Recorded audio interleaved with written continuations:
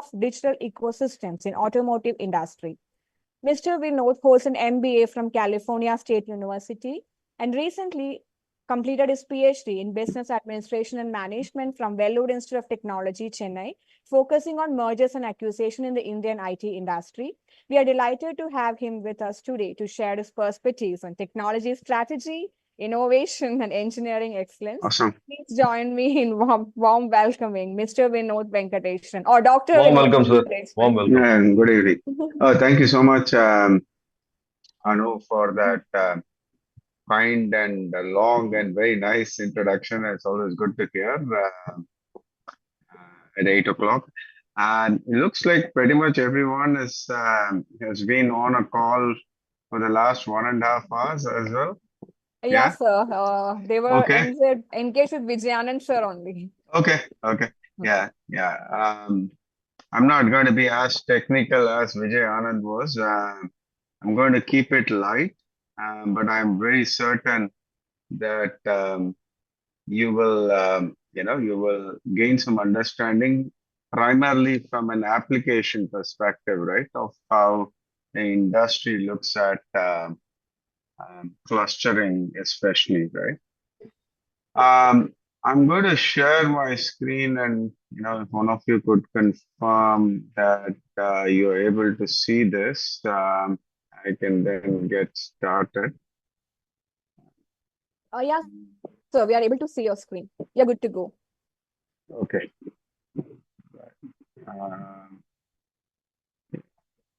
Okay. You are able to see the slideshow mode, right? Just to be sure. No, Right? sir. Could you please put it in slideshow? Okay, hold on. So I think, yeah, just give me a second again.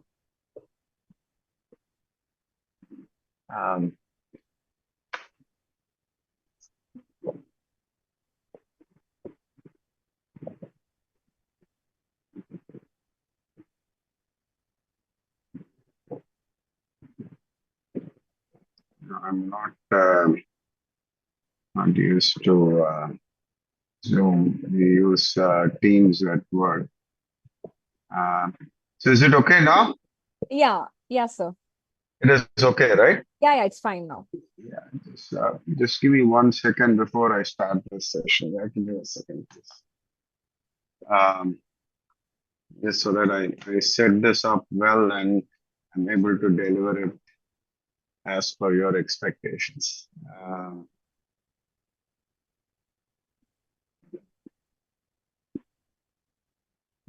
Right on. Yeah, so today, over the next hour or so, I'm going to speak about some of the business applications of specifically K-means clustering is the topic that has been given to me, right? When you look at this, right, when you look at clustering, actually, before we get to clustering, there's sort of 3 types of machine learning that most of you would have heard about this, right, from the earlier session, right? There is the supervised learning, then there is the unsupervised learning, and then lastly, there is the reinforcement learning, right? Supervised learning is when you're feeding the algorithm, you're teaching the algorithm pretty much that this is an apple, this is an orange, this is how it looks like, right? So that's classification. So you have test data, then you teach the algorithm how the attributes of an apple, and then the algorithm starts recognizing it as an apple, right? It starts to minimize the error and so on. Subsequently, you also have regression. Regression is a simple, linear regression. There's polynomial regression and so on, where you're saying that based on the current trends, what will it be, right? What will it be? So this is supervised learning, right? Unsupervised learning is clustering, right? Where you are not telling the algorithm what is an ideal data set. The algorithm is predicting on its own, right? What would be the outcome of this?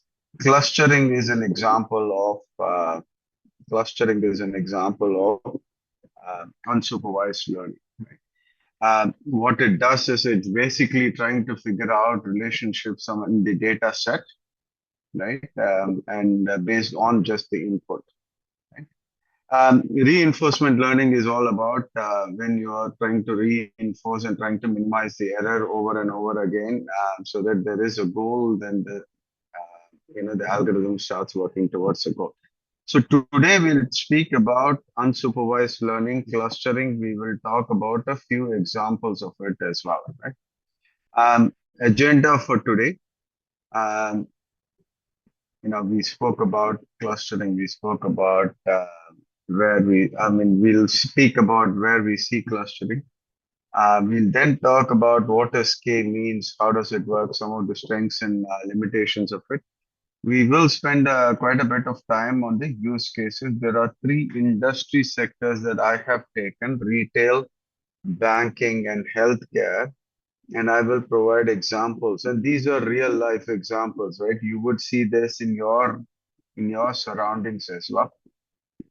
Then we'll talk a little bit about clusters, and I think Dr. Murali has some um, live examples for you, and then we'll finally leave with how is AI um, how is AI impacting this whole scenario, right? So let's talk about clustering. Can one of you sort of give me an example of where do you see clustering around you in our day-to-day lives? And maybe I will open the chat window to see if there is. You can chat, or you can maybe unmute yourself and speak up.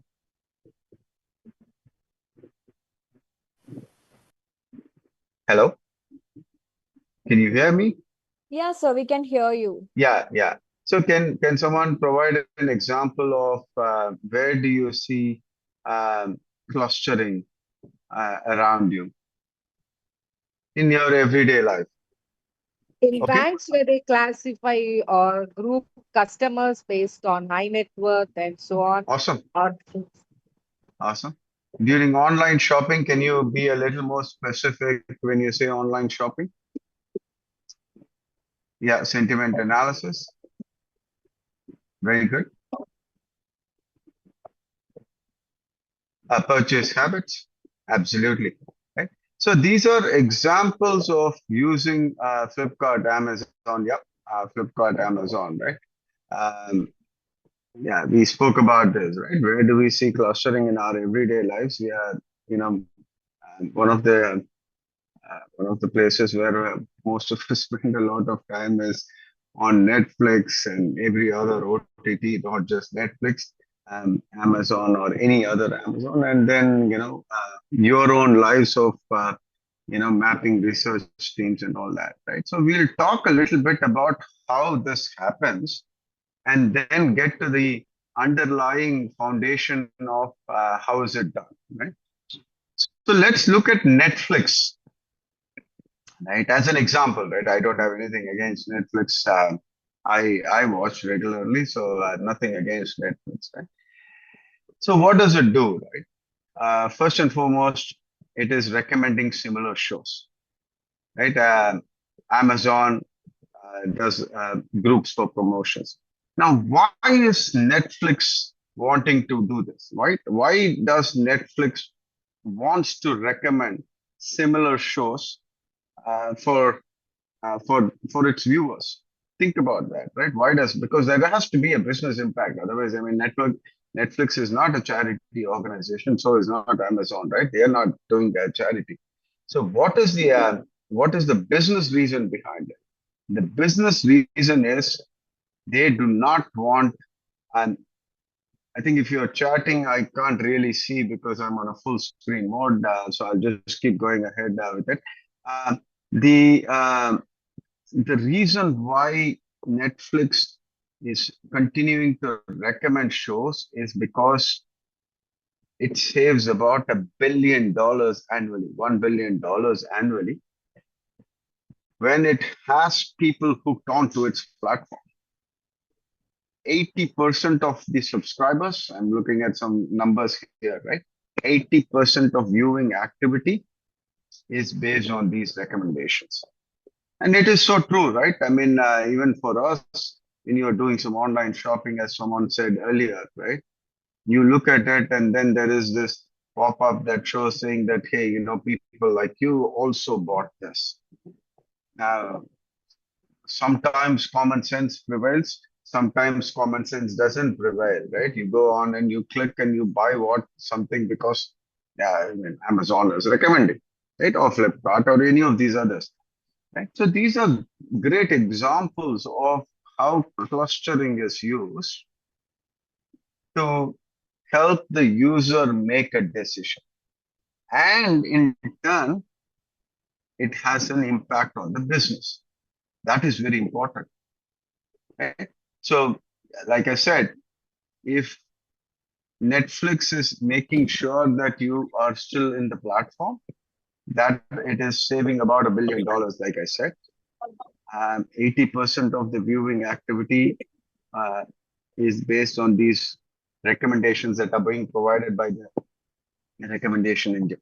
Now, how does this work, right? So collaborative filtering and content-based filtering, right? These are the two major types of clustering algorithms that Netflix uses. Of course, it's a lot more complex than that, but I'm trying to simplify this so that you get a sense of what it is, right? You get a sense of what it is and how is it typically used in a business scenario, right? So collaborative filtering is when it is behavioral driven of similar users. Let's say me and another person watch Tamil comedy movies, right? And we watched something, we watched Michael Pantana Kamraj, and then there is another Kamal Hassan, Crazy Mohan movie the other person has watched. The system might start recommending that you haven't seen this. Okay? This is based on user interactions.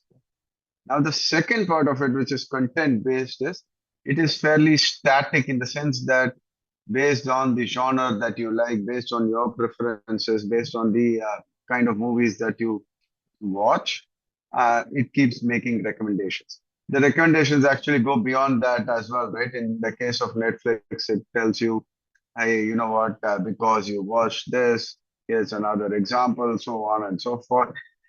Thankfully, so far, Netflix is not, looking at data from other platforms. But once that also starts happening, you're sort of hooked onto it, right? Importantly, right? Importantly, when you're, let's say this is on a Friday evening, right? I'm talking about the last bullet here of reduces decision fatigue. You have had a long week and you just want to watch something, correct? You're unsure. You keep browsing on the Netflix platform, right? And when these recommendations start popping up, it reduces decision fatigue on your side. And you just pick one and then you start watching. If not, you go back and you start watching another one of those recommendations, right? So very, very useful for businesses to keep their users on the platform, to engage the users, to make recommendations. And what I gave was just few examples, right? The Netflix recommender systems are fairly complex, and they probably take a lot of data, right? Now let's talk a little bit about what is K-means. So Murli, Anu, are we doing okay in terms of the pace at which we are going? Should I slow down? Yes, sir. No issue. Okay. It's fine. All right. Yeah. So K-means, like I said, it operates on unlabeled data, right? So you don't have to have any labeling of the data. You just provide the data, and it sort of starts discovering the relationships between the data objects and the inherent structure without any knowledge of what that data is. It is iterative, right? And we'll talk about this in a little bit. I'll show this through an example, right? Through an animation of what I mean by iterative. Basically, what it does is it forms clusters, and there is a centroid position, which is the central position of each of these clusters. What happens is it starts at a point, and then it sort of keeps iterating through it till it gets to the best possible one, right? Each cluster, like I said, is centroid based, which is essentially the mean of the data points, right? Now, how does this work, right? It works by partitioning the data into clusters based on the proximity to the centroids. What this means is, let's say you have 3 sets of data, then there is a centroid in each of them. Then those 3 becomes your K, right? K is then your 3, and then the centroid is where it is. And then the iterative assignment sort of happens. There are some strengths of this algorithm. There are some limitations of this algorithm. So, by the way, I mean, most machine learning algorithms, and this is something that I really found out during my thesis as well, because as Anu was saying, my thesis was on mergers and acquisitions, but it was also about predicting M&A in the Indian IT industry using machine learning algorithms, right? So any machine learning algorithm that you pick, it is best suited for one type of a use case or one type of application. There's always going to be some strengths to the algorithm. There's always going to be some limitations to the algorithm. Now, if you have the time, if you have the money, if you are willing to put in the effort, a combination of these ML algorithms is the best way possible, because then you're sort of addressing the limitations of one by bringing in another one. Right? First, let's look at k-means. What are its strengths and what are some of the limitations of this algorithm? Right. The first one, it is computationally very efficient, actually very, very fast. Even if you have large data sets, you can quickly find this, iterate through it, and so on. It does assume spherical clusters. The impact of outliers is important, is significant here. It is very, very sensitive to the impact of both the outliers and to the initial positioning of the centroid. And both of these you will see when I show you the example, right? These are some of the strengths. Now, in terms of limitations, you also need to specify the K, right? Which is, you start with the 3, you start with 5, you start with 7, whichever way. Right? We spoke about it. It cannot really handle outliers very well. It cannot handle non-numeric data. Right? And if there is multiple dimension data, there are, it sort of starts, it's not one of the best algorithms, right? Of course, there are ways and means by which you address each of this, right? Now, we'll talk about pre-processing and preparing secondary, data sets for clustering. Now, this is true for any machine learning algorithm, right? Not just k-means, not just for clustering. Any of these data sets, any of these algorithms, you need this pre-processing. Now, typically in an enterprise scenario, they just don't do this over and over again. What happens is a pipeline is set up, right? Now, what I mean by a pipeline, think about it almost like an assembly line, right? So you have data sources that are coming in. Now, there could be new data that keeps getting added to this data source. It goes through this pipeline of or assembly of data cleansing, data normalization.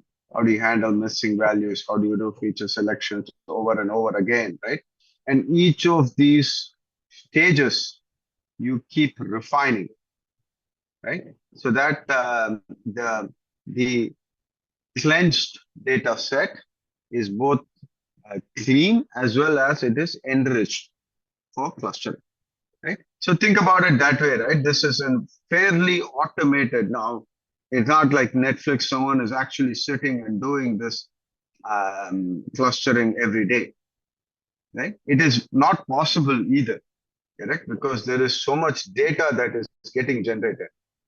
Every day, let's say each of us spend an hour at least, there is 250 hours based on the number of people in this meeting of data that is getting generated. Your behavior is getting generated, right? So it has to be in an automated way.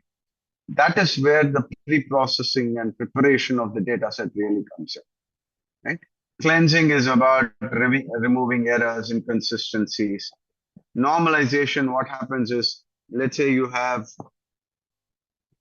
age as an example, right? Or for that matter, income as a data element that you are using. The income could vary from, let's say, 50,000 to 5 lakhs, right? And you want to sort of scale it and normalize it to let's say 0 to 1 or any of the other ways, right? So that this data set is not skewing. It is actually not unlikely. It is likely. It is very likely, especially in consumer scenarios, B2C scenarios, that you are always going to find missing values, right? A very, very simple example of a missing value is, rating, user rating, right? Not every one of us clicks on a star rating every time we use a service, right? So that is a missing value. Now, how do you handle that? Multiple ways to handle that. You either ignore the data set or you assume based on some other techniques and so on.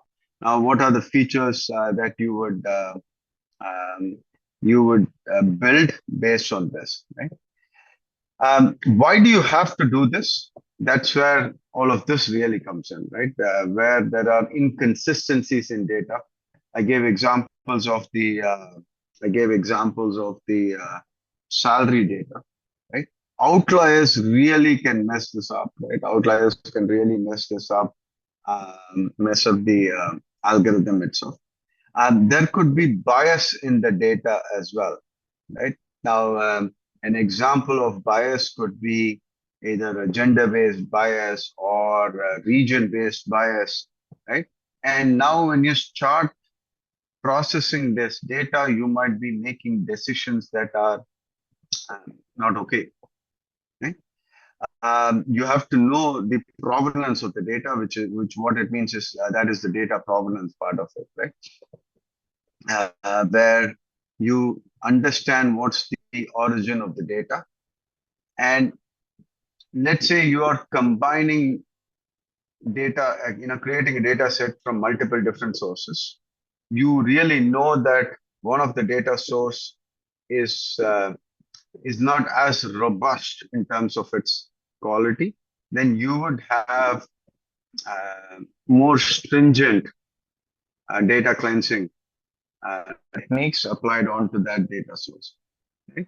So you have to, the data processing, preparing it is absolutely essential for any machine learning algorithm, and so much so, right? For clustering as well. So what I'm going to do is, I thought I had this in one of these. Oh, there it is. I'm going to show an example here. This is a simple animation of how this works now that we have this, right? So these are the data sets, right? It could be a combination of buying behavior, for instance, right? It could be buying behavior. It could be customer segmentation. Could be any of these, right? Let's now look at how these the clustering algorithm itself works. The square boxes that you see are the centroids that are that are working on. Now, in this particular case, it actually has not done a good job. There's three of these that are um, uh, created, but because of the data set, only two of the clusters have a lot of this data. But you also see that these outliers have not been managed well. Right? But let me try and start this again, and let's see if it's able to create at least three clusters here, right? So it just keeps going on and on until it finds the most optimal way of creating these clusters, right? So that's how very, very simplistically the clustering algorithm works. Okay. Um, I think towards the end of it, we'll also do a real life example of it. But that's the sort of the basis of where we are, right? I'm going to move on to the next section of talking about the business use cases. Uh, do we have? Do I stop and take any questions right now, or do you want me to complete this, whichever way? So I have a question, sir. Sure. Uh, so what is the outcome of this clustering? Do we can we have some kind of prediction for this clustering algorithm? Yeah. So um, you can more than prediction. I think it is not used for prediction as much, right? Yeah. But it is um, used for making informed business decisions. Right?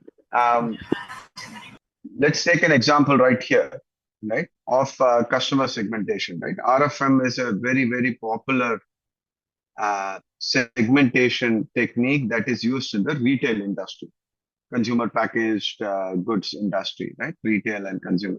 So it is based on three uh, fundamental parameters, right? How recently did the customer make a purchase? How often did the customer make a purchase? And how much money has the customer spent? Now you think about this, right? You think about this. Think about, let's rewind back about 15, 20 years, where the, where, and think about a scenario of your neighborhood grocery store, correct? A neighborhood grocery store. I mean, for example, we used to purchase from a store called Marthandam stores, where you would send them the list, and they would deliver it, or you go pick it up, and so on and so forth. Now, the proprietor of that store actually runs this algorithm in his head.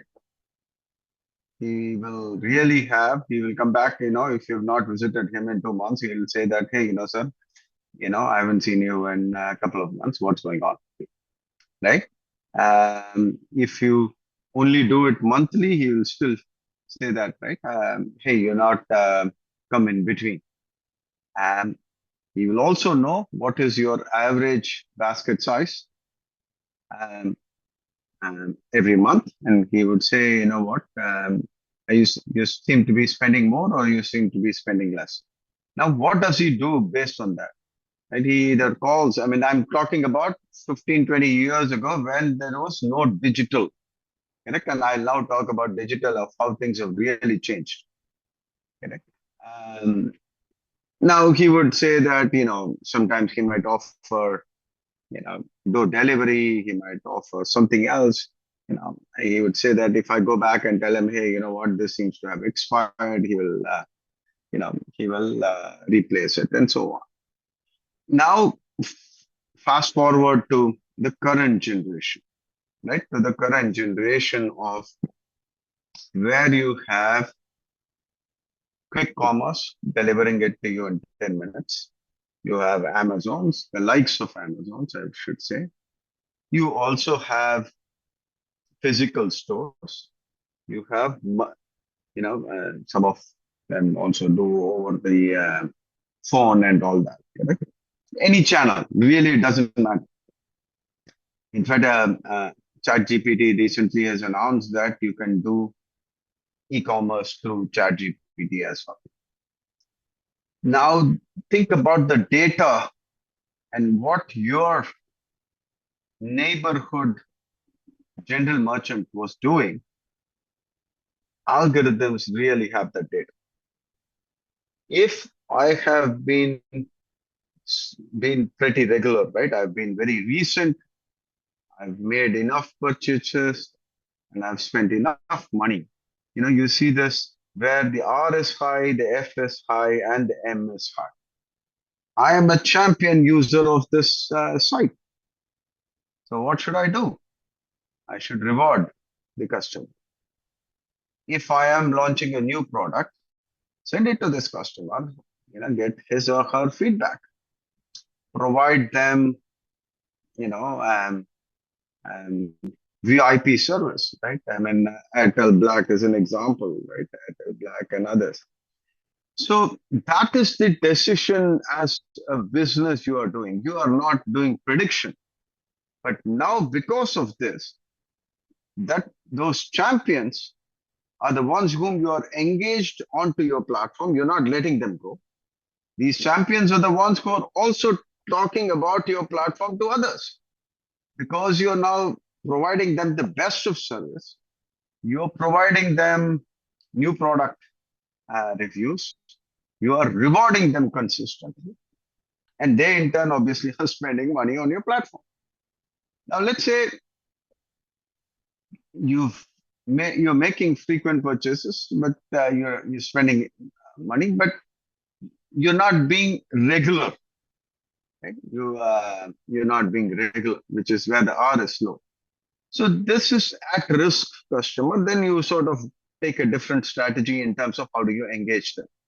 And similarly, where someone who's not been very often, new customers, you would sort of nurture them, provide them welcome discount.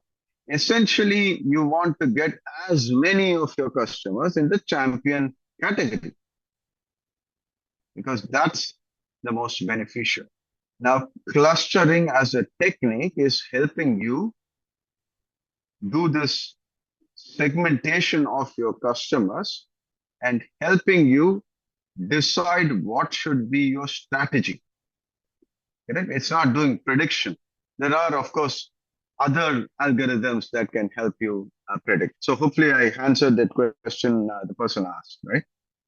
So this is where you would start seeing emails as well, right? Sometimes you get these emails saying that, hey, you know what, we have not seen you in a platform for some time. Now, all of this, I'm saying, once again, I'm saying what your neighborhood person or I mean, for instance, I have been buying fruits from the neighborhood fruit vendor for nearly 20 years now, right? That person almost knows my taste, depending on the month, all of that, right? So all of this is now digitized, and algorithms is helping you sort of make that decision for the business that is run. Hopefully that sort of help you understand how you would use it. Right. Similarly for loyalty as well. Right. Now let's say that is on based on purchases. Now for loyalty, you're saying that how engaged is in shopper. Right. Now if there is someone who's just spending time but not really buying and they're just looking at multiple products, I mean it's like you go walk into a mall, you're just doing window shopping, correct? You're not really buying anything. Then is there a way to engage that person? Now, someone who's added things to their cart but never really checked out, is there other ways to engage with them? Right? So all of these, you are clustering. Once you've clustered, you can then start making decisions based on that particular cluster. Right? So those two were examples from the retail.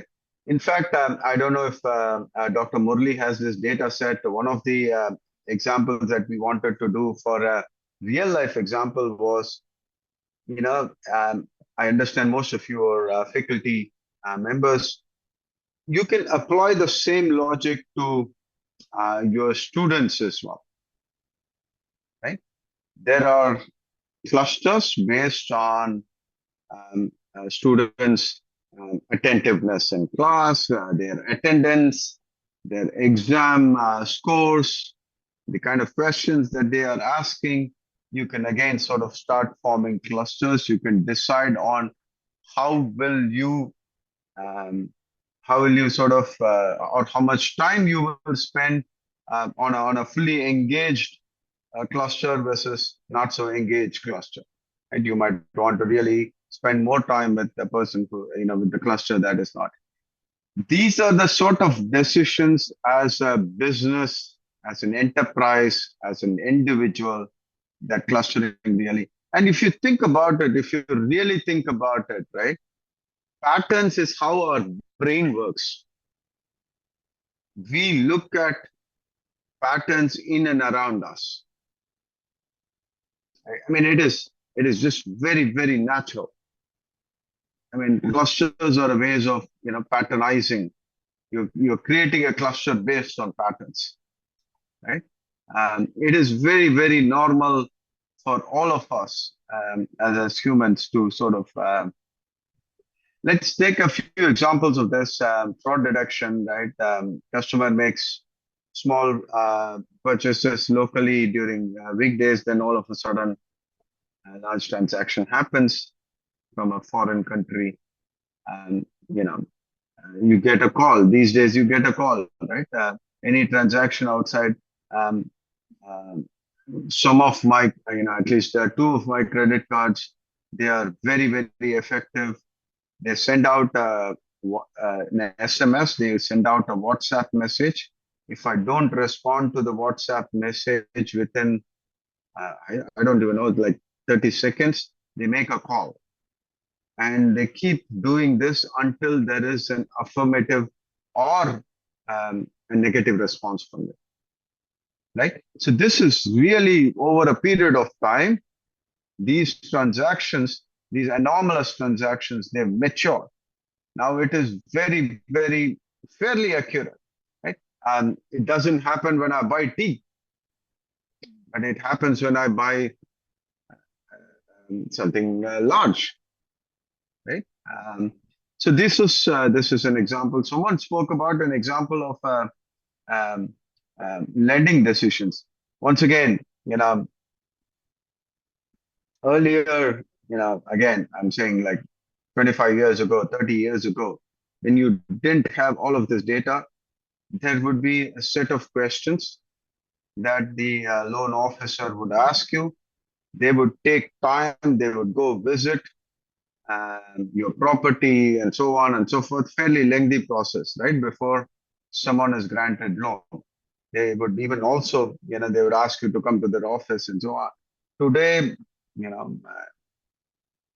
real time or near real time, I would say, right? That all of your data is available. Accurate lending decisions or increased accuracy of lending decisions, right? Let me put it that way, right? There's still people who obviously game the system.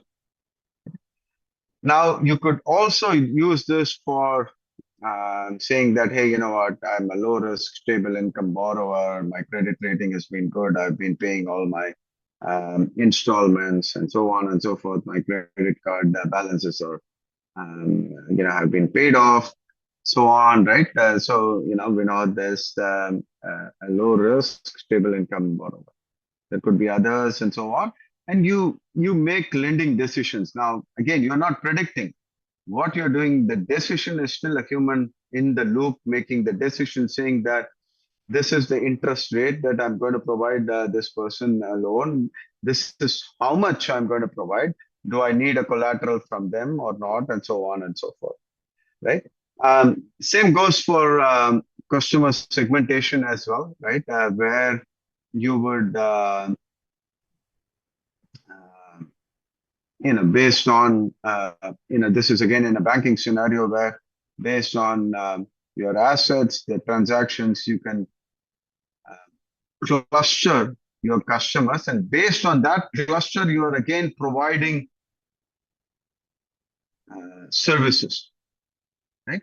Now, why are you providing these services? You're providing services so that they continue to spend time, spend money and continue to invest in your bank and continue to maintain the deposit that you're asking and so on and so forth. Right? So high value clients, you can provide personalized wealth management services. For the younger savers, introduce them to a portfolio, so on and so forth. Right? Lastly, this is around the healthcare um, part of it, right? Healthcare part of it, right? And this is again wonderfully, and you would see this being, uh, in our day-to-day lives, right? So at least in Chennai, for instance, right? I can say this, right? That there are these uh, hospitals where you can walk in the morning, like early morning, get your surgery done and then walk out, right? Or there are these um, places where it is a short stay, right? You're just getting your fracture is sort of getting fixed, or some other small surgery that doesn't require.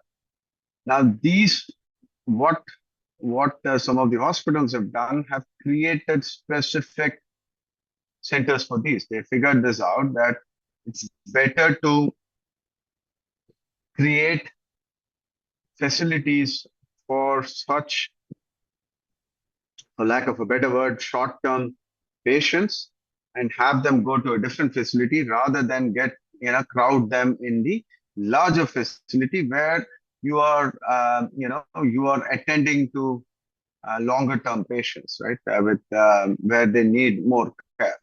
Right? So this is from a healthcare operations perspective, and it also makes sense, right? Resource management, so on and so forth. How do you manage these resources, right? Now, the same thing is getting applied to personalized medicine. When you look at it, personalized medicine also is by looking at the images, by looking at the scans now. Um, Algorithms can help radiologists, oncologists. Now, this is all getting, extremely, uh, uh, the maturity of this is going really up, right? You must have seen news articles of people who are being saved by their Apple watches, right? Because the heart rate um, variation has been has been caught, not predicted, has been caught by the Apple Watch, and then it is alerting the emergency services. So again, a lot of enhancements. Now, these are three examples of industries that we have taken. Um, can be any number, right? Any number. I'll give you, Uber does this, right? Uber does this in terms of clustering, right? Based on time, based on peak season, and so on and so forth. Every business, there is a way and means to segment your customer and take decisions based on that. We'll do a very quick example of manual clustering. This is just to give you a sense of it, right? What I have is uh, 6 customers here, and just 6, C1, C2. I provided the age. I've provided the monthly spending. How would you group them? Right? It's a very simple scenario, but just to sort of give you the power of what can clustering do. How would you group them? You don't need a algorithm. You don't need anything. You just can look at the set. You can say what it is. Maybe I'll look at the chat window also.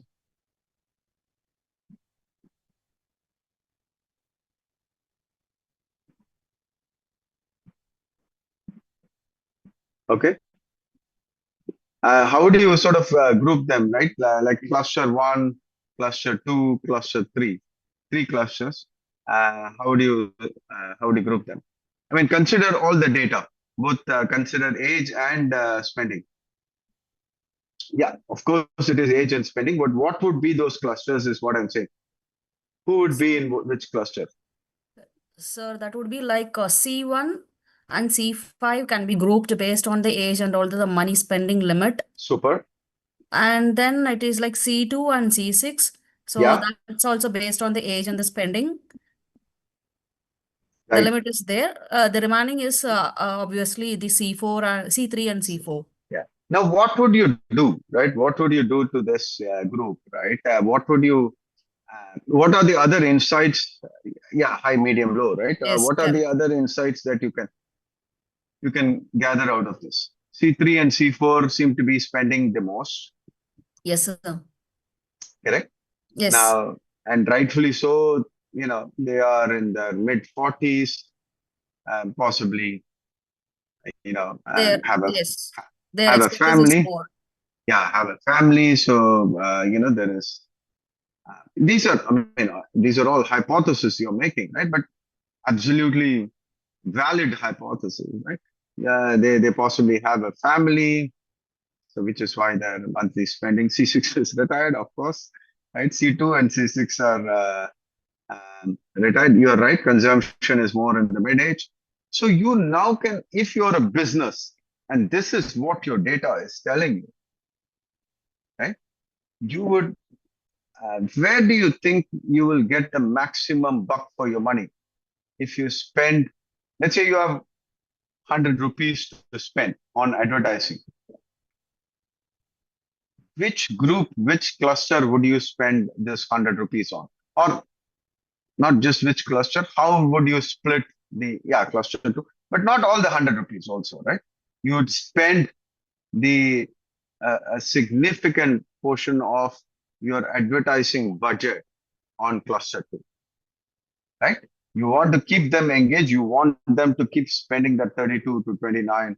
Yeah, you're right. 32 to 29,000 rupees. But if there is a possibility, you would also want to increase that amount. Right? Now you see, this is the kind of decisions as a business this data is telling you. Now imagine adding multiple such data elements to it, right? Now that is age. Now let's say you also have how many people in the household. You can also find out how far away are they, and so on and so forth. All of these data elements improve your decision-making capability. So if you're doing clustering for clustering's sake, there's no fun. If you're doing this from an enterprise perspective, you have to have a business decision back to it. Okay? I'm going to spend just a few more minutes on some of the best practices, and then I will sort of hand it over to Dr. Murli and Anu, to do some practical examples. Right? See, we've spoken about this best practices perform. Yeah. Okay. Always do data pre-processing. Right. I mean, I from my personal example, and this is not from an enterprise level, but from my own thesis.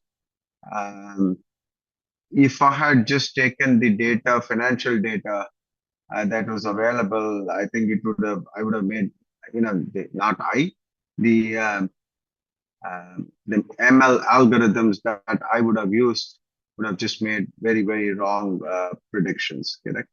And it is very, very evident, right? Sometimes you look at the data set, doesn't matter how big the data set is, right? And which is where your descriptive analysis and so on, which I'm sure all of you are very, very conversant with, right? All of you are from academia, so you obviously know all of this, right? You look at the descriptive analysis and the various metrics that are out of it, and then all the missing values and everything else sort of starts popping up, and you decide how you want to handle these outliers, missing values, and so on. Right? Choosing optimal number of clusters. There's something called as an elbow method. It's basically nothing really complex, right? Which is how do you determine the K, right? So basically, it's a declining curve.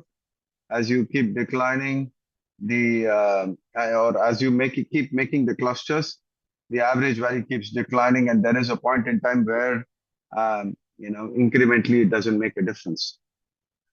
Keep running the algorithm multiple times until you get the right part of the right centroid, right, and right k-means part of it. Now, the last part of it, I think, is the most important part of it, right? You have to have a sense of your data. Whether you're a business, you are an academician, you are whoever it is, you have to have a sense of data.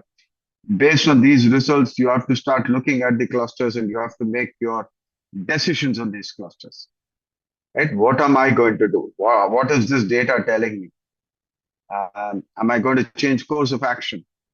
Am I going to make am I going to make something else, right? A decision based on it. These are some pitfalls to avoid. Once again, most of this is very, very similar to other ML algorithms that you would have used or used. And that's pretty much it. I mean, that's pretty much it. Okay, there's a couple of other slides that so what does all this mean, right? If you are an enterprise, if you are an individual using clustering, always be sure that you are using it to support your core business objectives. Please do not, this is not, and this is true for machine learning, AI in general, correct? Not because B2C, business to consumer, is different from business to business. You can have use cases in business to consumer segment that is experimental, that is fun, right? In a business to business scenario, these experiments have to, it's only two things. Either they have to save, they have to play on the efficiency angle, and you're getting more efficient, or they have to help you bring new revenue. Otherwise, it doesn't really make sense. So make sure your clustering techniques, insights is helping you with your business objectives. Target. Now, especially with all of this, right, and the availability of compute power and so on, you can almost personalize marketing, right? You can also leverage it for risk. Like I said, hybrid clustering combines multiple techniques, and it's not just clustering. You can use multiple machine learning algorithms as well. You can use deep learning integration to improve your clustering itself. Some of this is, if you're using Copilot for example, in Excel, that's a good example of how it is starting to make those recommendations, right? Real-time analytics enables dynamic clustering. Although, it does talk about dynamic clustering, there's very few businesses where you really are making real-time decisions, right, based on immediate. So it's not like a marketing campaign is launched based on what I found out 2 minutes ago, right? A marketing campaign is a very, very planned out campaign, correct? It doesn't happen based on a decision or based on some analytics that happened 2 minutes ago. Anyways, that's pretty much what I had to cover. I really hope most of you sort of were able to get something from a business perspective, right? As much on the as much on the use of clustering, right? It is again, it is across the board, right?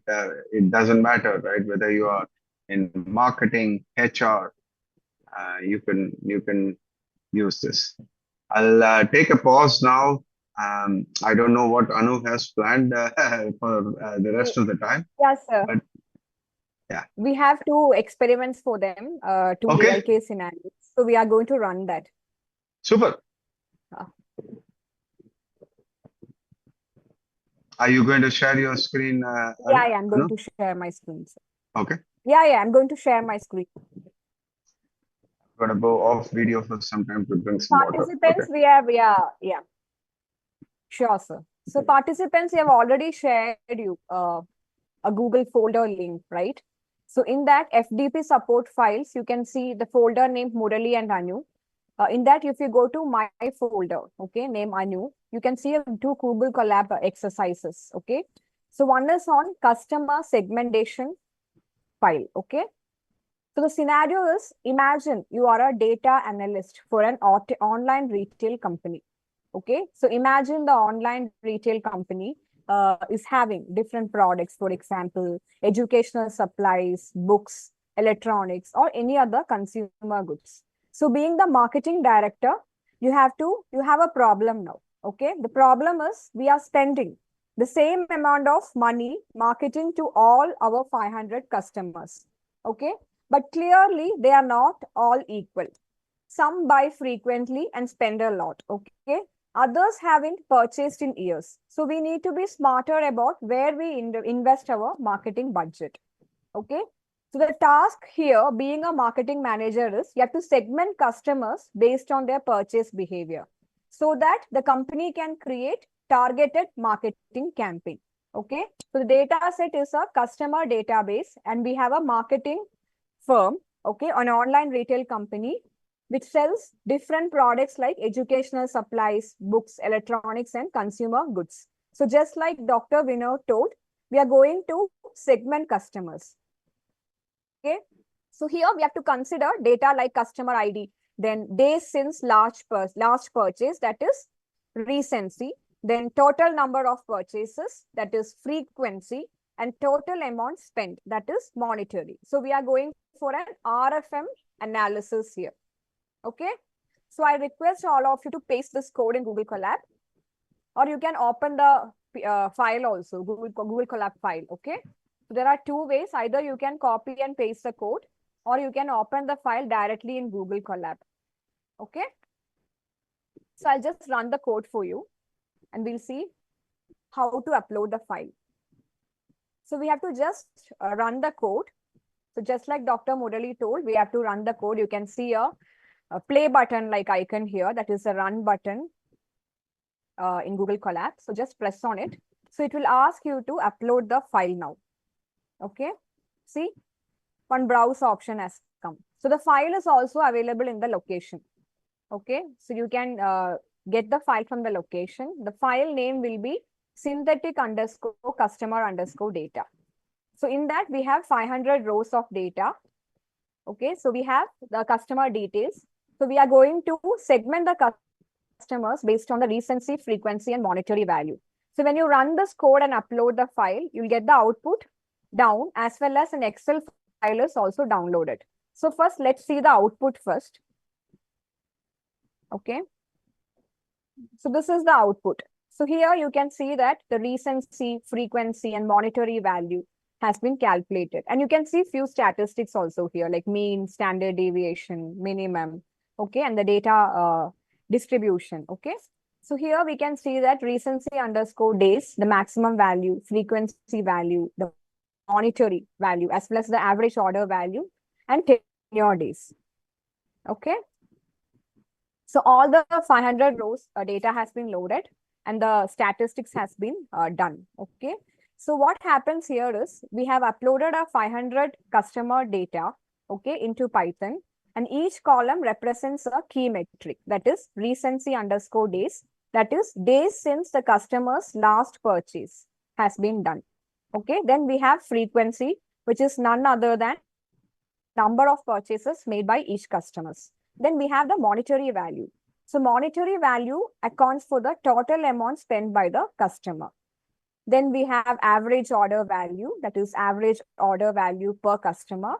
Then finally, we have tenure days also. So tenure days accounts to how long they have been a customer, or how long they are loyal to our brand. Okay, so these values are the basic statistics which calculates, and we can see that there is a wide variation across customers. Okay, so when you look at the STD values, that is standard deviation values, we can see that there is a wide variation across customers. Okay.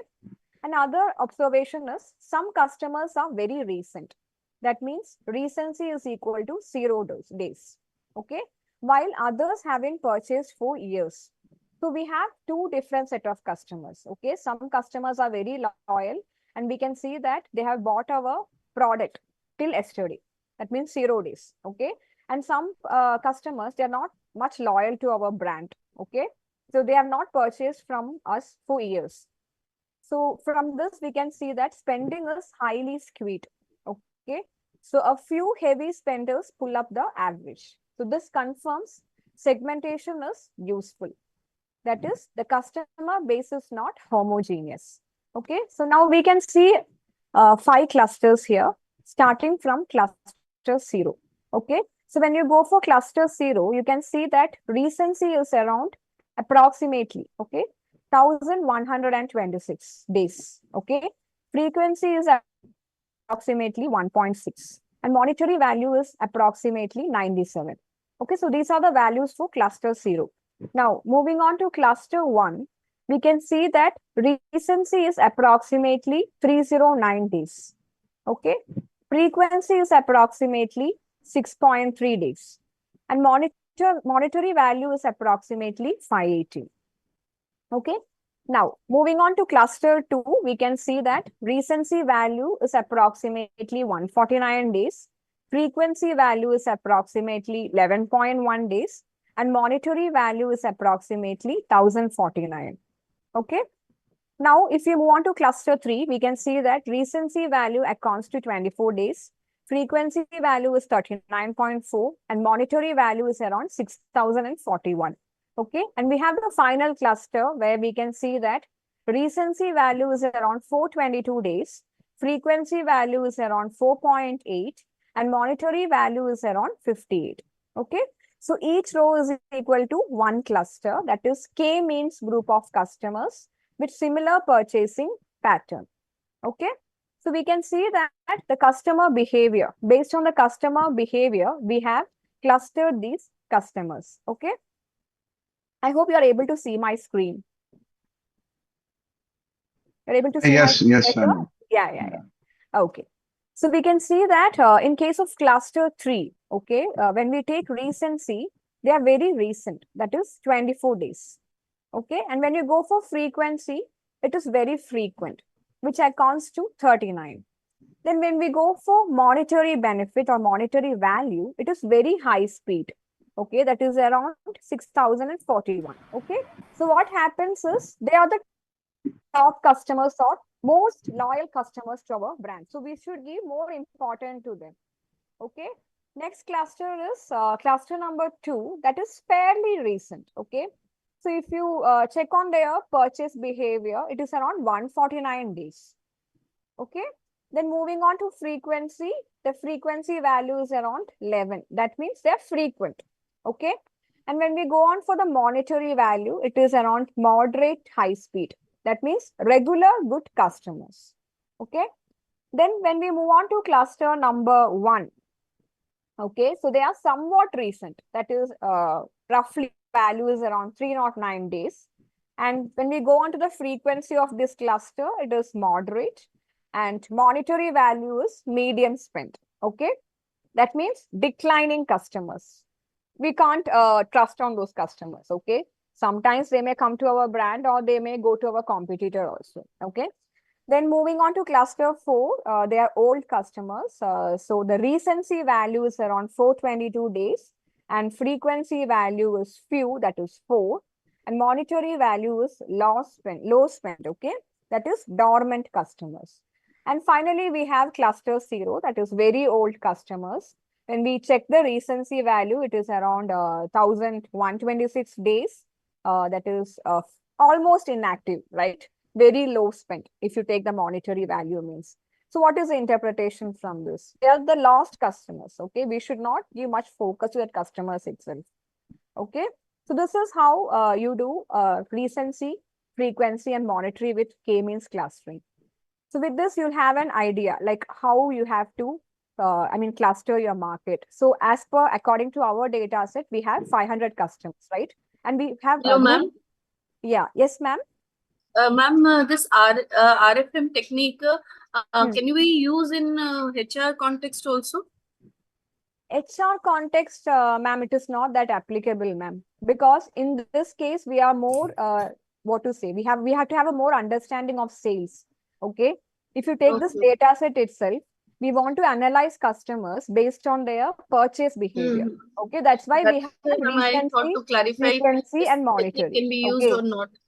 No, but what do you, how depends do on you the want to, context. Yeah, how do you want to use it? Maybe if you explain the maybe if scenario. yeah. Or Maybe I so can give in you a terms scenario. of When you want to see the employee attrition rate, okay, you want to see whether attrition rate, yeah, matching the attrition rate, Huh. that can be done, sir, in this RFM. No. So it is not RFM, correct? As Anu rightly explained, it is not RFM. But let's say attrition, correct? Now, for a set of employees, you want to know their current tenure with the company, right?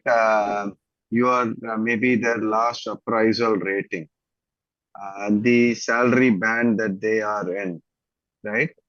If you're capturing their reason for resignation, then that could also be another data point.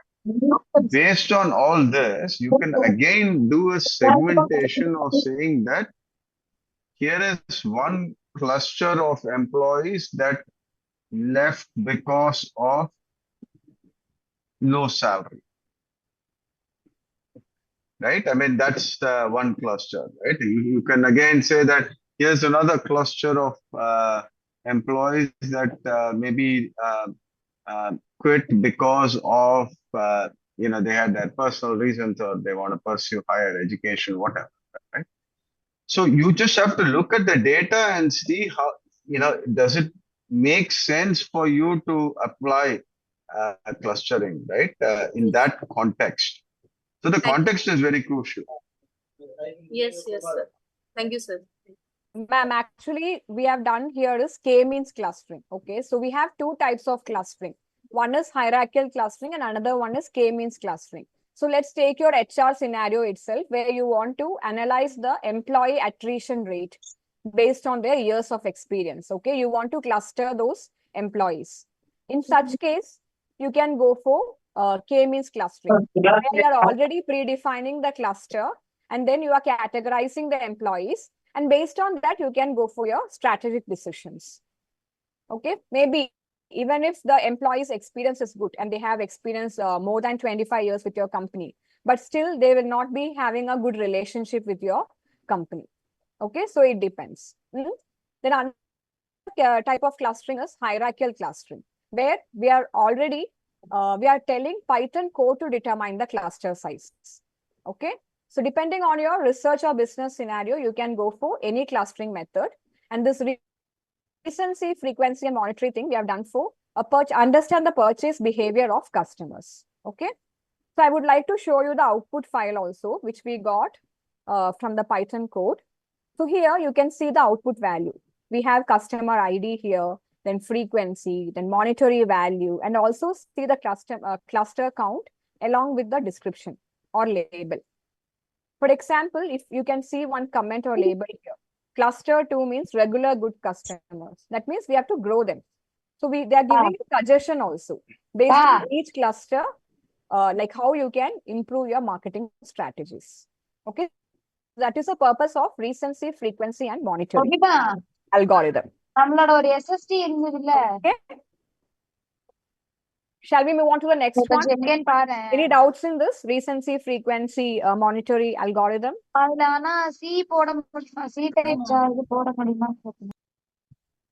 Please mute yourself or we will mute all. Yeah, you can carry on.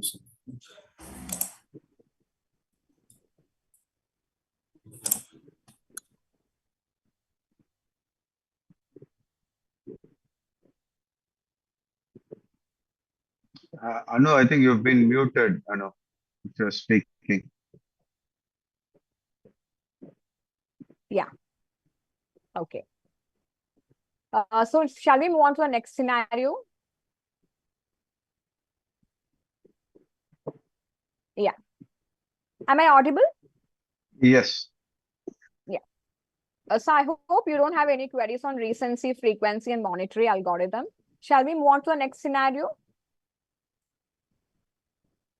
Okay. So Vinod sir was telling about like imagine if you want to analyze student performance pattern, okay, and how to devise our teaching intervention. So let's write a code on Python to understand how the student performance can be analyzed or how we can cluster them. Okay. So here also I've shared you the data set. So it's a student data set which include attendance rate percentage, their assignment scores, exam performance, then library resource usage, online platform engagement, and previous semester CGPA. Okay. So the We're still seeing the old data set only, Anu. is it so? Yeah.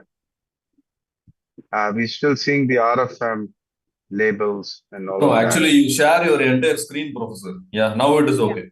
Okay. So here we are going to see exploratory data analysis, data standardization. Then we are going to identify K, cluster profiles, and also mean values per clusters. Okay. So based on this cluster, we'll be understanding or we'll have a learning on high achievers, struggling but trying group or clusters, then inconsistent performance and at-risk students. So that is aim here. Okay. So I've also shared this collab file also. So just copy and paste the code in one cell in Google Colab and just press on this play like button, which is a run button in Google Colab. So just click on it. So the coding will be running now. And here also you have to upload the file. Okay. So the file name is synthetic_student_data. The file is available in the Google folder. You can use it. Okay. Yeah. So the analysis has been done. So let's see the output first. Okay. So according to this code, we have used two libraries. Okay. One is pandas, then numpy. This is the most important library. Then we have used another library also, which is known as scikit-learn. Okay. So the main purpose of scikit-learn is for pre-processing files. Okay. Then cluster import k-means files. Then also it will help us to plot the file using matplotlib library. Okay. So we have used four libraries here. One is pandas. Okay. Then we are going for numpy. Then we are going for sklearn or scikit-learn. And finally, matplotlib for data visualization. Okay. So the first step is file upload. So we have uploaded the data. Then we have to read the file. Okay. So using read_excel function, we are reading the file.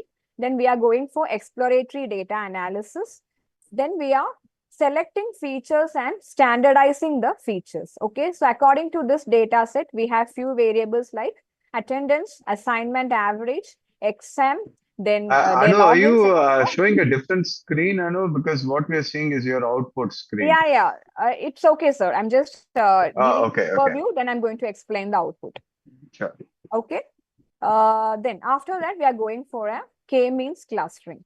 Okay. So what is the purpose of k-means clustering?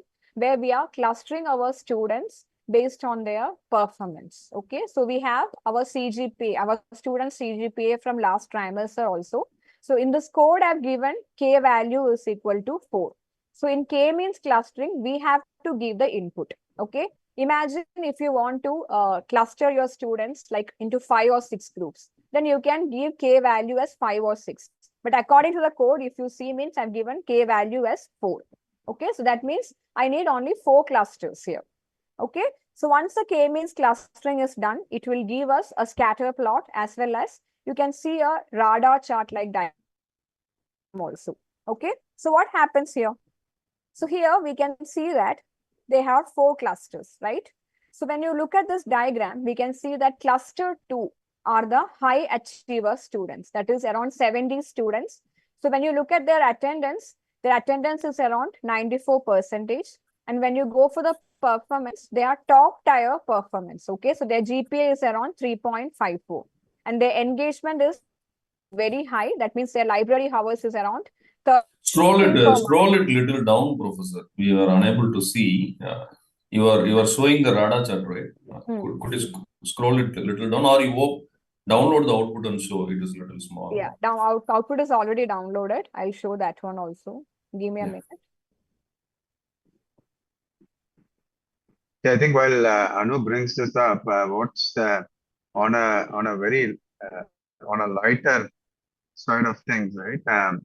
I'm sure your gut instinct of the students, right, will match what the data says, and that experience and wisdom that each of you have is something that cannot be captured in, in the algorithm.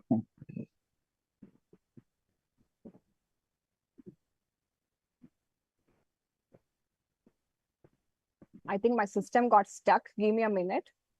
Okay.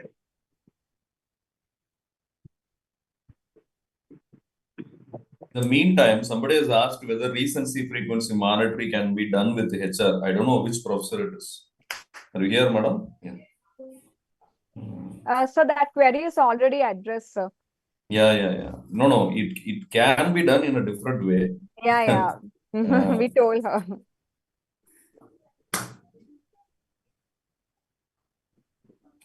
Yeah. So this is the output, okay, you get from that Python coding where we have clustered the students into 4 clusters, okay. So if you look at this, you can see that we have 4 clusters here. So let's look at cluster 2 here, okay, because that's what I was talking about here. So what happens with cluster 2 is they are the high achievers, okay. So according to this data set, we have 70 students. So when you look at their attendance percentage, it is 94%. That is excellent. Okay, and their performance is top tier, and exam average is around 89.6, and GPA is around 3.54. Okay, and when you take their engagement also, you can see their engagement is very high. Their library hours is around 13 hours per month. Then their logins are around 10 per week. And if you look at their behavior pattern, they are consistent, self-motivated, and resourceful students. Okay, so what is the intervention here? We have to offer enrichment opportunities to them. Like we have to honor them with more projects, honor projects, or you have to give them leadership roles or mentorship, or use them as peer mentors for struggling students, or keep them challenged, right, to sustain the motivation. So that are the few interventions or interpretations from this cluster. Okay, now let's move on to cluster 1. So if you look at cluster 1, we can see that they are struggling. Okay, but they are again trying. Okay, since I filtered it, only cluster 2 is coming. So let me remove the filter and show you cluster 1 now. Okay, so you can see that struggling but trying students, right? That means their attendance percentage is around 86%, which is very good. And performance is decent. That means their exam average is around 73.7. GPA is approximately 3. Okay, so when you look at the engagement thing, they use moderate use of resources. Okay, that means 6.6 library hours, 5.6 logins. Okay, and if you look at their behavior pattern, they are committed learners, right? Who are putting in effort but may need help with deeper understanding or exam preparation. Okay, so what will be your intervention for this cluster? Can anyone just tell or give a chance of how you'll be doing intervention for this cluster?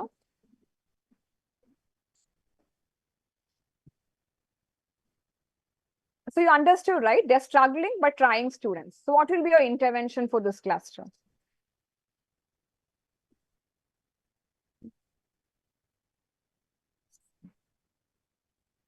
Yes.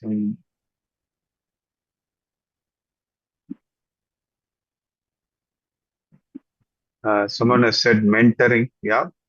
Mentoring. Okay.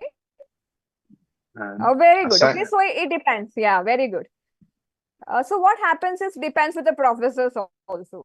So if I am in that case, in that case or scenario, means what I'll do is I'll provide structured academic support for them. So in the form of tutoring or feedback loops. Okay, emphasize study skills and exam techniques, or I may use adaptive learning tools to target weak areas. Okay, so that's the approach I will take for this cluster. Now let's move on to the next cluster, which is cluster 0, the next highest. Okay, so when you look at cluster 0, we can see that their performance is inconsistent. Okay, so we have around 76 students, approximately 25% of the entire population. So attendance is around 69%, that is average. Engagement is low to moderate, which is around 3.7 hours library and 3.7 logins. Okay, so if you look at behavior pattern, they are sometimes engaged, sometimes disengaged, and their performance also fluctuate. Okay, so what kind of intervention we can do for this cluster? So they are like, what to say, inconsistent performers. So what will you do with this cluster? Or they are at risk students, okay?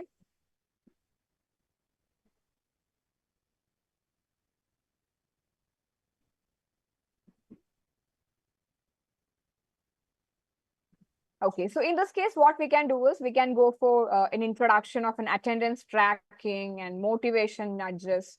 Or being a professor, we can give personalized feedback to all the students and help them having a goal setting plan. Another thing is what we can do is we can help them find consistency through time management workshop. Okay, that are the few interventions for this cluster. Now let's move on to the last cluster, that is cluster 3, where we can see, okay, a group of inconsistent performance. Okay, so what happens here? You can see that they introduce what to see. The attendance percentage is around 69%. Okay, so if you look at their performance, it is very uneven. Okay, so what happens here? You have to help them, right? You have to give them an early warning system or a counseling referral, or you can give some extra remedial learning plans to them. Okay, extra coaching or emotional support. Okay, something can be done. So what happens is you have to simplify digital platforms or offer low barrier entry tasks to re-engage. Okay, so from this clusters, we have a distribution summary like we have struggling but trying, okay, then inconsistent performers, then high achievers and at-risk students. Okay, so together these clusters give a 360-degree view of our student population. Okay, so about 2/3 are doing okay to great, that is cluster 1 and 2. And when you look at cluster, the remaining cluster, that is cluster 0 and 3, they are 1/3 of the student population. Okay, so you need to give, or you have to have more need behavioral or academic intervention for these students. Okay, Right. so you should arrange these students, or you should cluster them based on their learner group. And based on that, you have to give, frame your academic focus or support strategy or whatever interventions you want to implement with them. So you have to focus on the cluster segments and do it. Okay. So this clustering gives a data-driven guidance for targeted resource allocation. And also, instead of one-size-fit-all teaching, Exactly. interventions can now be personalized. Okay. So based on the clusters, we can have personalized interventions. Okay. In fact, Anu, if I was to add, right, Yeah.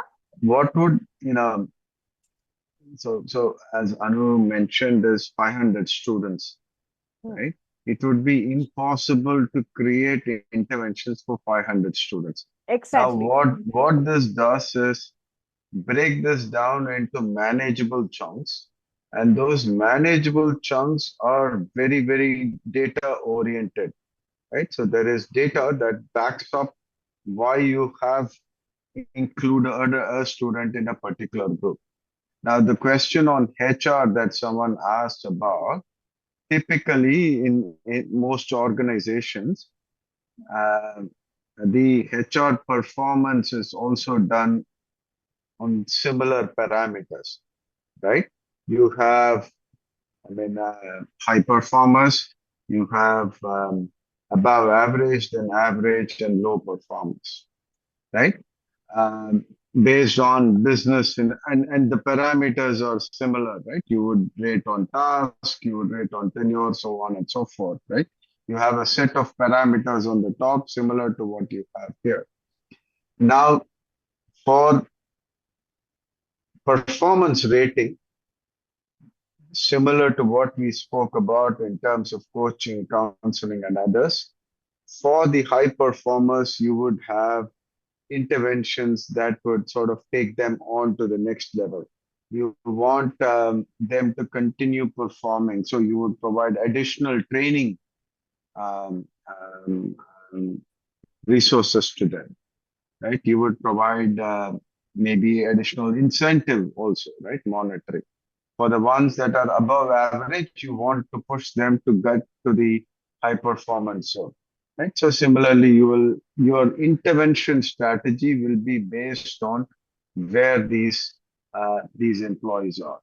So clustering really helps.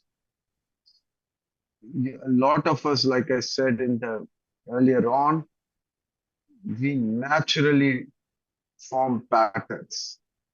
We naturally form clusters. And the k-means and other clustering techniques is really a validation of our thought process.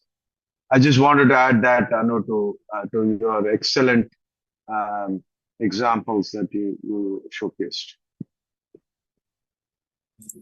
And to run these practice experiments and come back to us if you have any doubts. So we saw two scenarios now, like one was on customer segmentation, that is RFM style plus rule-based mapping, okay, to 5 named segments. And another one was on student performance, okay.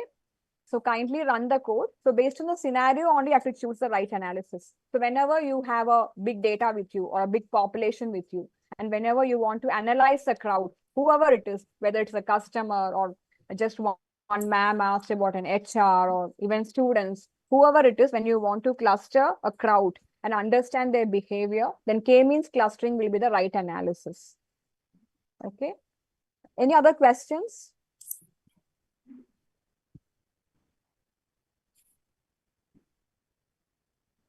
Okay, I think we can close the session, Professor Anu. Okay, sir. Thank you. Thank you very much, Dr. Vinod.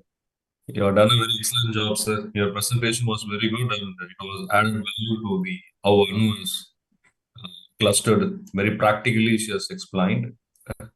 So you both, the two sides of the coin today, did it very perfect. Thank you, sir. It is always a pleasure to collaborate with you, Anu and Murali. I really hope everyone who participated and attended found this valuable. You can always reach out for any additional questions. There is enough and more material available in the public domain for you to experiment and innovate on some of this by yourself. Yeah. Thanks again. Have a good evening and a good rest of the week. Thank you, sir. Thank you. And for participants, for your kind information, now I'll share you a QR code where you can scan it and you can keep the attendance, or you can take a photograph and fill it within 15 minutes. So the name will be in the drop-down box. You don't need to fill it out like how the 3 days has been. Hope you can see my screen. Just a minute.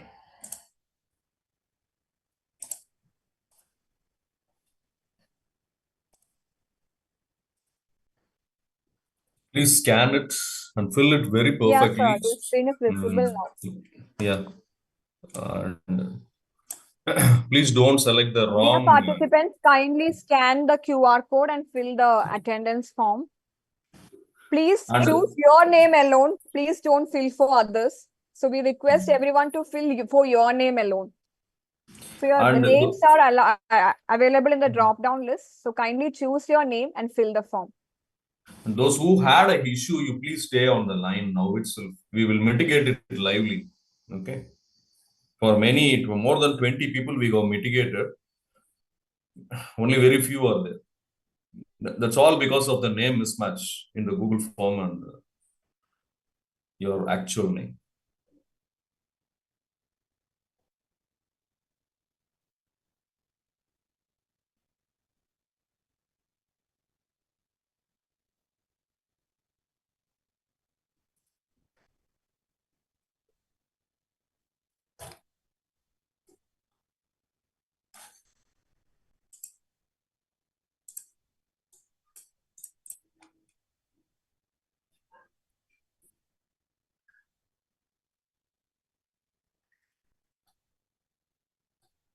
So those who have an attendance issue, you can talk, sir. Just give your name. We will finish it lively. Then and there you can leave. This is the last chance. From tomorrow onwards, no requests through WhatsApp or email. It's very tough to monitor because, we were actually, just a minute. Actually, we are having 400 plus participants through registration, but only 250 are attending. So we need to omit all those 180 participants, and we need to give importance. So we are discussing this much. Murali sir, sorry to interrupt. They are not able to fill the form. Is it? Yeah. There are few comments like when they scan, they have been redirected to some other page. Just a minute. No, it will go to other page only, but you have to select continue. There is a button called continue. You have to select that. Just a minute. Let me go out.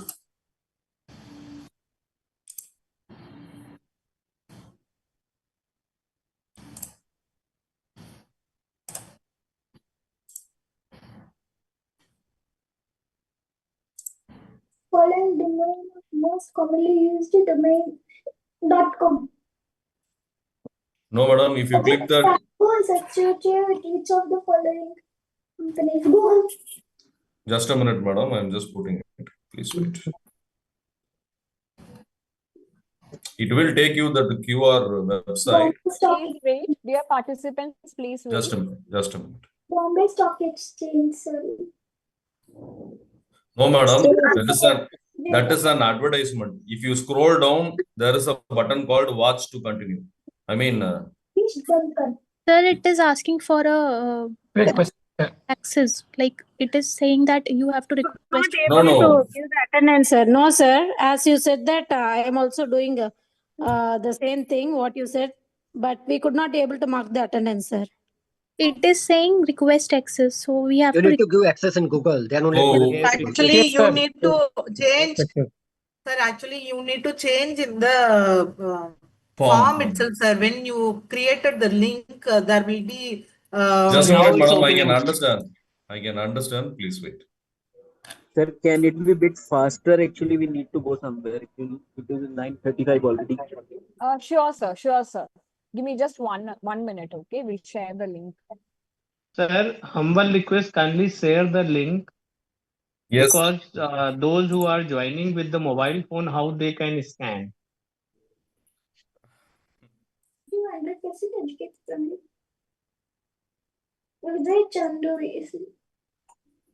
ಇದ್ರಲ್ಲಿ ನನಗೆ ಏನು ಗೊತ್ತಾಗ್ತಿಲ್ಲ ಯಾಕೆ ಹಿಂಗ್ ಆಗ್ತೈತೆ ಅಂತಾನೆ ಗೊತ್ತಾಗ್ತಿಲ್ಲ.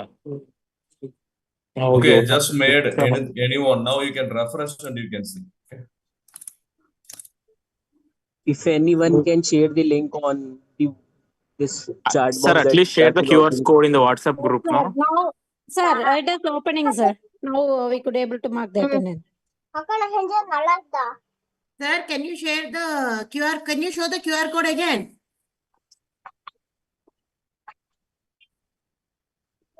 It is opening now. Thank you. Sir, please share the QR code in the WhatsApp group.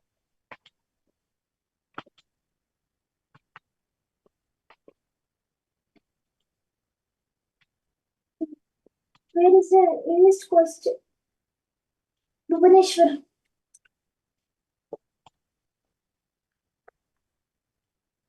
What about The canal which joins Baltic Sea to North Sea is Kiel Canal.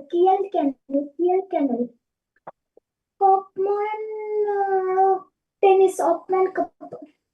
Operation Code is launched by which... The link is also shared in the chat box. Kindly fill the attendance.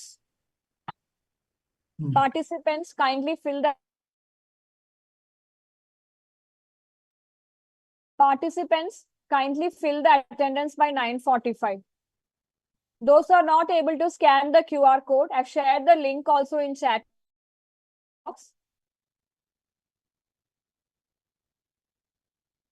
The attendance issue. Could you please come up in the line now? We will do it.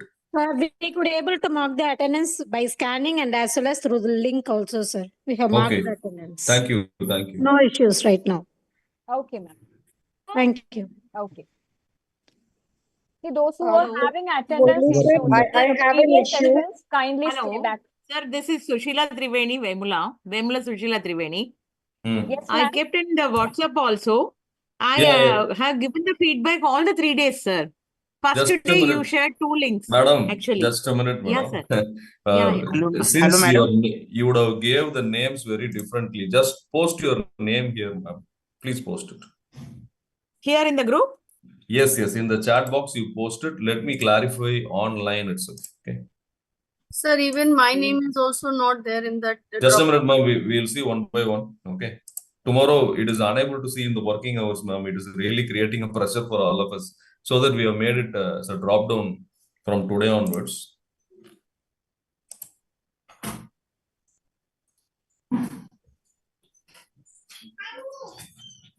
Did you post it in the chat box? Yeah, I shared it, sir. Just a minute. Vemula Sushila Triveni. I'm unable to see the message also. I don't know how. Have you filled the Google form or not, madam? All the 3 days I felt, sir. Today I'm on that job only. Did you fill a very Vemula different Sushila. name? Vemula Sushila Triveni, sir. My name is. But how you filled or registered in the Atal, madam? Is it different? Yeah, because it has come into my mail ID only. In that only I'm filling.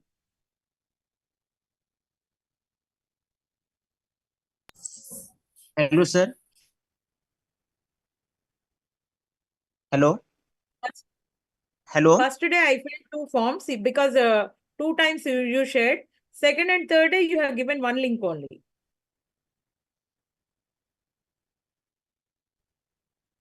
Hello, madam.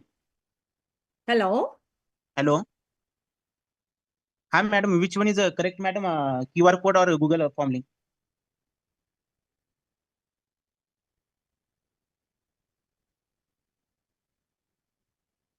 Hello. Hello. Hello. Sir, you can fill it in both also, sir. Both are working. Which one? You try with the link. You try with the how link. to The link fill? is also working. Google link or QR code? Sir, both are working, sir. You can try in both. Yes, both Anyone are is working. okay? No, anyone Yes. is fine, na, madam? Where we will yes, sir. We are comfortable.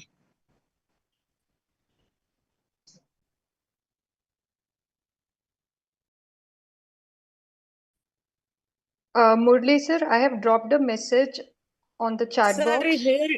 Sir, here it is as Dr. V.S. Trivedi in your roles. Yeah, those who don't have any attendance issue can leave, okay? We'll meet again tomorrow in the... Yeah, actually I gave it as Vemula Sushila Triveni. And here it is, you mentioned in the box, it is Dr. V.S. Trivedi.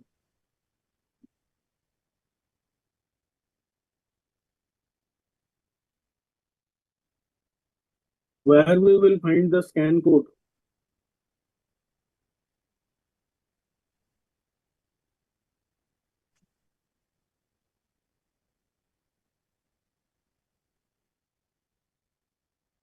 I too have an issue because the name has an initial miss, and as per my registration, it was Dr. Vipa Dhingra. So I've dropped the message on the chat box also, and from last 3 days, I am filling my correct name, that is Doctor with initial, because that would reflect into a certificate if you could correct. No, certificate and all, it is based on your Atal only, ma'am. So what I will do is, I'm just sharing one editable document now. Okay. I'm just putting it in the Atal FTP. Okay. There is something called a missed attendance. Can you see that? Yeah. Where, sir? In the group? In the chat In the box you are saying? No, chat box is not good to post anything. I have posted in the WhatsApp group. Okay. Okay, sir. I'll just check. Just you type your name in a serial number order, ma'am. That's all. Okay, I will Sir, rectify. but in that group now, only admins can send message, sir. Morning I noticed. No, madam, I'm not asking you to type message. You can open that and you can. Correct. It's a sheet. Yes. I understood. Just Mr. type your Attendance. full name as per your. From tomorrow onwards, this issue will not be there because we collected through. Good evening, sir. Sir, I'm Yeah. Subhashri. My name is not there in the Google form, sir. Madam, that is what I'm saying. Who madam? Today. Today only. That is, you have just given that list, no, sir? Name. Yes. Name Yes. list. In that, Yes. my name is missing, sir. That is the full participant list. We have 429 members, ma'am. Definitely you would have. Ma'am, how did you fill your name in registration form? No, Whether it is Dr. Dr. R. Subhashri or only. At last. Sorry, ma'am. Please tell me, ma'am. Whether it is Miss or Mrs. or Doctor. No, ma'am. I've just typed as a Dr. R. Subhashri in the last 2 days attendance list. I've typed only as a Dr. R. When you Subhashri. register in Atal portal, how you register? There also Dr. R. Subhashri only, ma'am. There is something called Mrs. Subhashri in 415. That is what the records. No, that is not my name. Why? Because just on the first day, I've just splitted the group. No, in that Yes. name also, I got the correct name. I got correct name. Dr. R. Subhashri only I got. This is what we had, madam. Just a minute. Let me check and tell you. Okay. That what I just checked, sir. My name is not there. Give me 1 minute, ma'am. Sir is Okay, ma'am. Okay. Give your full name. SUBHASRI, sir. Fill that Google sheet what you shared by opening the link in the WhatsApp, but I'm unable to enter my name. Yes, sir. Actually, it is not. It is view only. It should be written, na? It is showing that link view only. Madam, it is there, madam. Dr. R. Subhashri, serial number 43. It is there. Please see. Sorry, sir. Sir, my name is also missing, sir. Thank you, sir. Your name? Sir, my name is Shanu Priya, sir. Shanmugapriya, number 331. It is there, madam. Check I mean, it, sir. it is there below. It is there. Dr. V. Shanmugapriya. It is there. Please. Okay, sir. I'll check it, sir. Okay. Sir, here in the WhatsApp link which you shared it, we are unable to type it, sir. You can type. People are typing here. Just a minute. No. Please refresh it and see. I gave access long back. Not coming. Not Refresh, madam, again, please. It is view only. It is showing, sir. No, madam. Now you can edit. Please see. Type it and see, madam. Sir, where we will find the scan code? Scan code is here, sir. Please scan it. Where? Where are you, sir, all this time? You have posted very long back. No, sir. We are not able to scan it. Where Please. the chart box is not there. Please scan it, sir. It is here. You can scan from your QR scanning app or anything.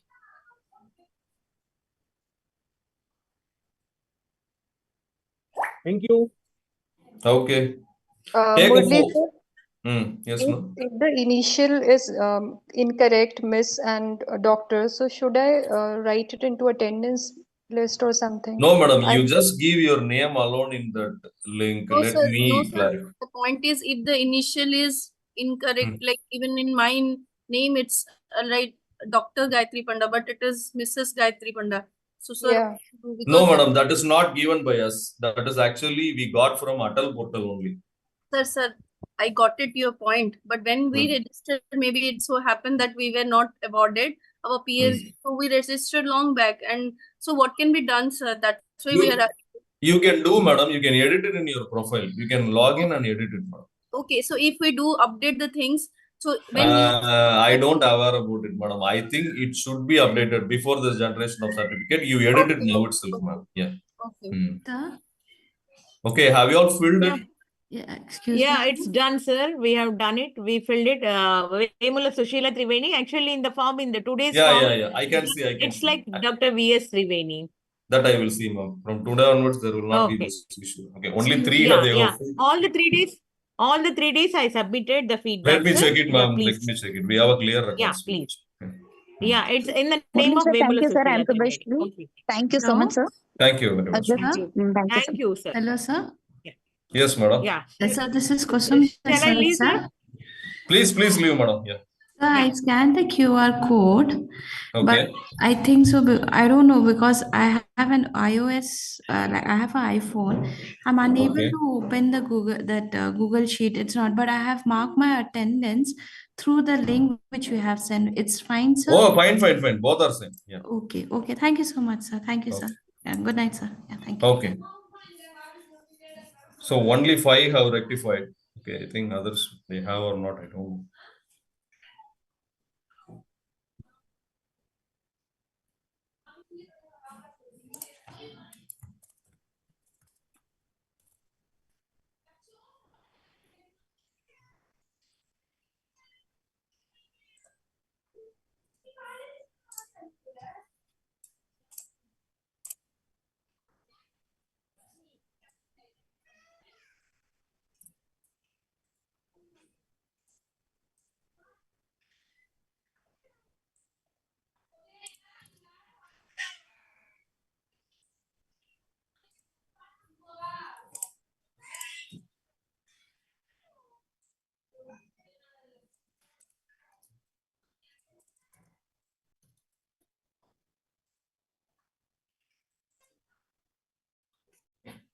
So thank you. I'm leaving.